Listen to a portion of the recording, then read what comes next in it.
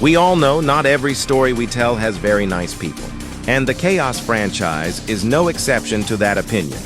So, in today's documentary, we will be looking at the Chaos franchise's most evil villains, starting off with the protagonist himself that's been around here since the start. SMG-50 is the homicidal protagonist and heart of the Chaos franchise. He has died once in a spring-lock suit and has been reincarnated to his current life we know today. He tortures his victims in very gruesome ways. His goal is very unknown. He is married to Kasain Teto and has a kid named John Doe. They all live a happy but annoying life together, yet his family oversees what SMG-50 actually does behind the scenes. As of currently, SMG-50 has 950 recorded kills, and he's still on the loose. He made a deal with the government where he would apparently kill people to make others' lives better. Yet SMG-50 does not actually do that. He just tricked the police into thinking that was his goal. SMG-50 is very aggressive and unstable, which means he can get really angry for the smallest things imaginable, and he can eventually become uncontrollable in some situations. SMG-50 is still not dead though, so we don't know his true fate yet.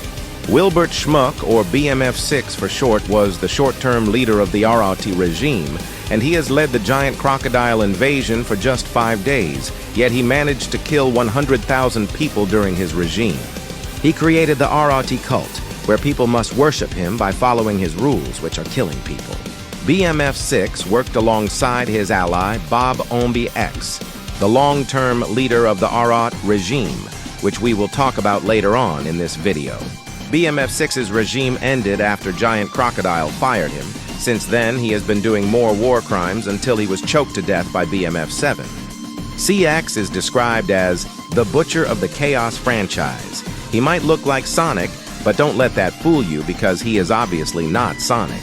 He brutally murdered his victims through manipulation and what he calls games. And with that, he created the XE virus, a plague that once touched turns you evil, both mentally and physically. He killed about 3,000 characters during his existence. However, as we know, nothing lasts forever.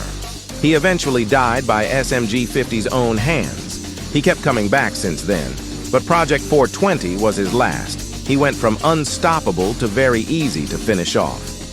Doombringer was the founder of the Chaos Universe and ECOP, and he was the first supreme leader of the Chaos franchise that came before his brother, now known as Harbinger. He was responsible for declaring the multiversal proxy war, a war where he kidnapped as many characters as possible and forced them into this universe. Multiple different universes fighted back. However, in the end, no one won the war, and it's still ongoing to this day. Doombringer also allegedly caused the deaths of 14 million characters during his rule. Even worse, he once committed genocide against his own worshippers, causing the deaths of 7 million characters. Doombringer died on the night of June 26, 2019, after 33 gunshot wounds were fired by SWAT members. Doombringer's bodyguards later passed his leadership over to his brother, Harbinger, who became the Chaos franchise's current supreme leader. Does Bad Things Guy as Brooklyn Guy's homicidal twin? He was responsible for torturing 26 people if they opened his secret door. And SMG-50 once met him face-to-face. DBTG claims he is also a puppet master, creating the Puppet of Estrel. His story is relatively short, but he got killed by BMF-7 recently. He got his head cut off with a sword.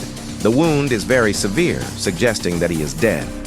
Bob Omby X was the secondary leader of the Rot regime that stole BMF-6's place after his death. He once helped BMF-6 during the Giant Crocodile invasion, which Bob Omby X in fact made Giant Crocodile. However, Bob Omby X still was very, very bad. He was responsible for reviving ROT ideology and declaring the Neverona Civil War shortly after he became president of Neverona. And the Civil War alone caused the deaths of 500,000 characters, a kill count much larger than BMF-6's. However, in June of 2200, recently, SMG-50 lashed out his anger on Bob Omby X and ripped his head open, resulting in his death. However, Neverona to this day still doesn't have a president. Bramble is the oldest villain out of the bunch. It was responsible for the Las Venturas massacre of 1885, where the monster killed the entire city in just 20 hours, and the police, the army, no matter what, nothing could stop it. Rootists later contained the creature, and it became a tool for mass murder. CX killed it, however, ending its long life. Smiley was SMG-50's longtime stalker.